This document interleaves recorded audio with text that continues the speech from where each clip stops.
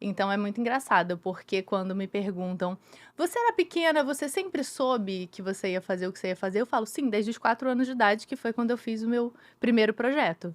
A minha mãe estava na cama com um papel milimetrado, rascunhando, porque ela não era como o mundo de hoje, né, gente, que a gente cria tudo no computador. A minha mãe sempre teve essa criação muito manual. E ela estava fazendo uns rafes e eu peguei e pintei os quadradinhos do papel milimetrado com os lápis de cor que estavam em cima da cama. E ela olhou aquilo e falou: Quem é a Isabel Barbosa? Quem é o ser humano? Quem é essa pessoa, além da mega empresária, enfim? Quem é essa pessoa? "Fernando, eu costumo dizer que eu sou uma Isabel depois da pandemia e uma Isabel antes da pandemia." Então, a Isabel antes da pandemia, eu acho que ela poderia ser descrita só por esse currículo que você leu. Então eu digo que antes da pandemia eu nunca tinha perdido, eu não tinha despertado para o meu real propósito. O Getúlio, depois a gente vai conversar um pouco sobre o papel que ele teve na minha história, mas ele conheceu a Isabel empresária. Então eu era 100% workaholic, eu não tinha nenhum equilíbrio na vida, apesar de saber, assim, pela observando as mulheres ao meu redor, o quanto esse equilíbrio é importante. Então, nessa apresentação eu te digo que hoje Isabel é uma mulher apaixonada por impactar positivamente a vida das pessoas através daquilo que eu faço, o que é completamente diferente de você olhar aquilo que eu faço só como negócio, entende? Então, e aí esse despertar que eu tive sobre a potência disso que eu faço, fez com que todo esse leque se abrisse, inclusive para a indústria do futebol, que eu sei que é um dos temas que a gente vai falar bastante aqui hoje. E para a gente entender, você falou um pouco de antes e depois. Qual era o foco principal de antes do trabalho? Bem, eu cresci numa família de mulheres muito poderosas, né. Então, a minha mãe sempre foi, até o Getúlio sempre dá esse exemplo quando descreve quem é a minha mãe, que a minha mãe é a mulher de hoje em dia, só que na década de 70, 80. Então a minha mãe fazia parte de board executivo, onde você só tinha homem, fazia parte de board mundial, onde você só tinha homem. Ela tinha a caneta na mão, porque não basta só participar dos conselhos, é preciso que você tenha o poder na tomada de decisão. E eu cresci acreditando que aquele era o caminho para ser mulher. Então, às vezes, até quando as pessoas me fazem determinadas perguntas, eu tento explicar para elas que esse foi o referencial que eu cresci dentro de casa, tanto com a minha mãe, quanto com a minha tia. E como a minha mãe foi uma das primeiras especialistas em branding do Brasil, que é utilizar essa ferramenta do branding a serviço do crescimento de negócios.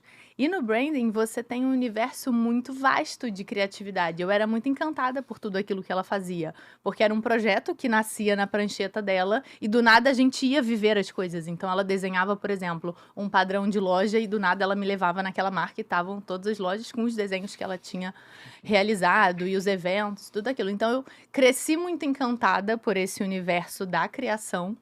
Então é muito engraçado, porque quando me perguntam: "Você era pequena, você sempre soube que você ia fazer o que você ia fazer?" Eu falo: "Sim, desde os 4 anos de idade, que foi quando eu fiz o meu primeiro projeto." A minha mãe estava na cama com um papel milimetrado, rascunhando, porque ela não era como o mundo de hoje, né, gente, que a gente cria tudo no computador. A minha mãe sempre teve essa criação muito manual.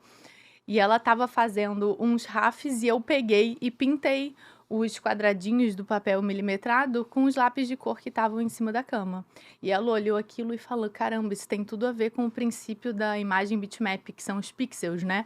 E ela criou, a partir desse meu desenho, um projeto para Xerox que virou inclusive uma campanha mundial depois. Então, assim, eu crescer nesse universo foi uma coisa muito natural para mim.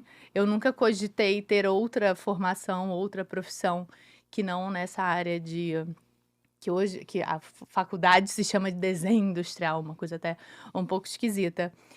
E aí sempre soube que eu ia fazer isso. Inicialmente, e foi uma parte bem substancial da minha carreira, eu dei sequência a uma empresa familiar que levava o nome dela, que era a BetB. Foi lá onde eu cresci como pessoa, como líder, onde eu enfrentei desafios inimagináveis para uma menina de 20 e poucos anos, porque eu acho que, se teve um fator que foi fundamental na minha formação como profissional, é que a minha mãe me jogou para eu realmente fazer as coisas, sabe? E poder decidir as coisas com as dores e as delícias que esse aprendizado tem. Então, toda essa primeira fase da minha carreira, a gente cresceu muito. A gente tinha muitos clientes no mercado corporativo. Então, tem um fator que nem está aí nessa bio, mas eu tenho mais uma formação, que eu tenho uma formação em seguros e resseguros. Por quê? Porque a gente tinha muitos clientes desse segmento. Então, de organizações representativas, grandes corporações, e eu fazia projetos enormes, tanto de branding como de comunicação, como de eventos. Esses prêmios, muitos deles vieram dessas experiências de marca que a gente criava, e estava tudo indo maravilhosamente bem. Inclusive, quando eu conheci o GV, a gente estava assim no auge do auge, fazendo eventos para 4.000, 5.000 pessoas, contas cada vez maiores. E aí a gente teve o crash da pandemia, que ninguém estava prevendo, e esta é a verdade. Você não pode sentar nenhum empresário aqui que dizia, não, eu tinha um plano exatamente consistente para enfrentar todos os desafios que traziam na pandemia. Então, assim, para uma empresa do nosso porte, eu lembro até hoje, a gente tinha um fluxo de caixa tranquilo para 3 meses. Saiu um estudo na época que a maioria das empresas tem um fluxo de caixa para suportar 27 dias. Então, digamos, eu era organizada, mas não para um negócio como aquele. E aí, os primeiros eventos começaram a ser cancelados. E aí eu falei, meu Deus do céu, e agora? Os contratos de gestão de marcas, de eventos começaram a ser cancelados. E no primeiro momento, eu tentei controlar tudo, sabe? Eu tentei salvar o mundo, fiquei quase doida, e aí eu só não fiquei doida graças ao seu amigo que está ali. Eu sou um anjo. Então eu entendi por que você atura. Alguma coisa boa ele tinha que fazer. Eu piorei. E, Fernandão, naquela época, quando o meu chão caiu, é um pouco chavão, né? Dizer, quando tudo vira ao contrário, de repente vira para o lado certo. E aí, Getúlio, eu lembro que ele olhou para mim um dia e ele falou, você sabe que você é bem mais do que isso que você fazia antes, né? Você tem um talento para comunicação, você tem um talento para ensinar aquilo que você sabe para as pessoas. E eu falei, não, mas eu tenho pavor disso. Não gosto de palco, não gosto de câmera, não gosto de microfone. E ele falou, mas será? Não custa você começar a experimentar esse novo universo? E aí, enfim, somado a todos os processos que já estavam acontecendo, eu tomei um calote de R$1 milhão, que é uma coisa, né, considerável, assim. Tranquilo.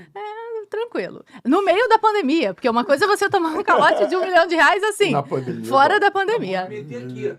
E outra coisa, é porque... Vira fala pra em off, você. você explica aí. Ah. Porque é off mesmo, é bastidores. Obviamente ela não vai falar o nome. Sim. Claro. Porque se é de uma empresa dura, que quebra, agora de gente milionária, gringa, multinacional, irmão. É. Tomou calote de gringo multinacional. A gente tá tomando calote também de gringo Multinacional. multinacional. Tô sabendo. Isso virou clichê, virou. É. Tadinho. Ponto. Eu vou receber, vou Será E que aí? o cara que deu volta nela foi coach dele? Tá rindo Será? Não é isso tudo, não, mas é um dinheirinho bom, né? A gente tá fazendo falta. Porra. Por favor. E aí, naquela época, eu lembro que eu olhava para o céu, assim, e falava, por que isso está acontecendo comigo? Porque eu sempre controlava tudo, e pelo contrário, sempre falaram, você tem um projeto para você resolver, você chama a Isabel que ela vai resolver. Eu era como se fosse um bombeiro, eu apagava qualquer incêndio. Podia estar o problema que fosse no projeto, dava ali 2 semanas, as coisas se ajeitavam. E aí eu fui tentando salvar o mundo e era o universo me dizendo, uma vez, não vai salvar, alguma coisa vai cair. 2 vezes, 3 vezes, 4 vezes. Até que teve uma hora que eu falei assim, perdi. Sabe o famoso perdi? É preciso aceitar que essa história precisa terminar para um novo capítulo começar. E aí eu acho que quando eu interiorizei essa mudança, eu olhei para isso e falei, e se isso for uma oportunidade para escolher um novo caminho? Porque parando para olhar para a minha própria história, se a pandemia não tivesse acontecido, de repente eu daria sequência à empresa da minha mãe exatamente como ela era. Eu não teria uma possibilidade de criar do zero um negócio que fosse meu, movido pelos meus valores. E aí, em paralelo a tudo isso que eu contei para vocês, eu comecei a mentorar uma amiga minha, a Bruna. A Bruna tinha acabado de se mudar para o Catar, ela tinha sido mãe. E apesar de ser muito boa comunicadora, ela tinha uma insegurança dentro dela. Ai, mas será que eu sou potente o suficiente para criar a minha própria marca? E eu olhando de fora e conhecendo a Bruna de muitos anos, eu falei, é claro que é. Falei, então vem cá. Eu vou mentorar você, eu vou estruturar o seu modelo de negócios, porque também não é só o background de branding, né? Eu tenho um background como empreendedora, já fiz isso durante muitos anos. E aí montei a marca com ela, que hoje se tornou o Conexão Qatar. Depois a gente volta nessa história porque é bem bacana. Quando eu vi aquilo, Anselmo, aquilo me nutriu de um jeito que nenhum dos meus projetos de milhões já tinha feito. Um negócio que começou minúsculo. Aí eu falei, ixi, meu Deus do céu. Porque quando me perguntavam antes qual é o seu propósito, aí eu lembro que eu escrevia num papel assim: meu propósito é desenvolver grandes projetos de comunicação e live marketing para grandes empresas. Aí eu escrevi embaixo, que bosta. Porque assim, você tá entendendo? Você numa grande empresa, você vai mudar ali 2% no indicador. Quando você tá trabalhando num caso como esse, você muda a vida da Você pessoa. impactou a vida dela. É, pra sempre. E pra sempre você vai fazer parte da história dela. Não importa o que aconteça, ainda que o seu caminho siga numa direção diferente, pra sempre você vai ter tido um impacto positivo naquela pessoa. E eu acho que quando você impulsiona um negócio de uma mulher, negócios de mulheres são muito mais do que um simples negócio. Então, negócios de homens normalmente são validados, são analisados só pela ótica dos indicadores de sucesso. O das mulheres são mais do que isso. Então, às vezes, você muda realmente a vida de uma mulher que pode mudar o contexto familiar dela. Quantas e quantas histórias a gente não conhece nesse sentido de mulheres que adquiriram a possibilidade de serem livres através dos seus empreendimentos. E aí, descobri o tal do propósito. Aí eu falei, poxa vida, agora não dá pra descobrir isso, né? Agora que eu já descobri esse negócio, acho que vem daí o cheiro do que eu quero fazer. Em paralelo a isso, como eu falei, teve todo o meu encontro de vida com o GV, que foi um divisor de águas para mim, nesse sentido dele dizer para mim e me dar uma segurança familiar de você pode descobrir novas facetas. Tipo assim, eu acho maravilhoso você ser super poderosa, mas não significa que o que você fez até os seus 30 anos de idade precisa ser aquilo que você vai fazer para sempre. E eu acho que você tem a capacidade para pesquisar outras áreas da sua vida. E ele me apoiou muito nesse sentido,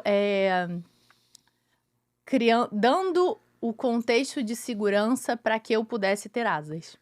Como aconteceu na vida dele. Como aconteceu na vida dele. Bem... Enfim, aí voltando nessa descoberta, e eu falei, poxa, o meu lugar mora por aqui. De repente, ouvir também um pouco sobre o meu papel na história dessas outras pessoas.